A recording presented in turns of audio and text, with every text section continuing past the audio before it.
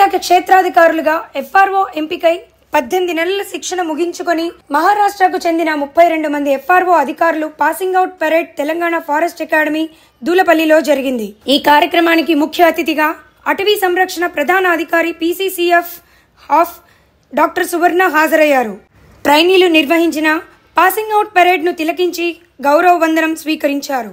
పర్యావరణ మార్పులు, అడవులపై ఒత్తిడి కారణంగా అటవీ అధికారులకు, ఉద్యోగులకు బాధ్యత మరింత పెరిగిందని, విధి నిర్వహణలో నిబద్ధతతో వ్యవహరించాలని పీసీసీఎఫ్ కోరారు. తెలంగాణ అటవీ శాఖలో శిక్షణ పూర్తి చేసుకున్న అధికారులు ప్రతి ఒక్కరూ క్షేత్రస్థాయిలో సమస్యలను సమర్థవంతంగా 32 మంది అధికారులతో కూడిన 10వ బ్యాచ్ అటవీ క్షేత్రస్థాయి అధికారుల 18 నెలల శిక్షణా కార్యక్రమం 2023 డిసెంబర్ 28న ప్రారంభమై ఈ రోజుతో ముగిసింది.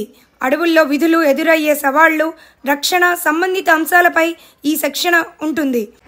దీనిలో భాగంగా వెపన్ ట్రైనింగ్, సర్వే ట్రైనింగ్లపై ప్రత్యేక శిక్షణ ఫారెస్ట్ అకాడమీ ఇవ్వడం జరిగింది. శిక్షణ ముగింపులో జరిగిన పరీక్షల్లో దశరథ్ ఇంగలే, ప్రాచి అనిల్ ప్రథమ స్థానంలో నిలవడంతో పాటు క్రీడల్లోనూ ప్రతిభ చూపి ఓవరాల్ రౌండర్గా మనీషా క్రాంతిలాల్ నిలిచారు.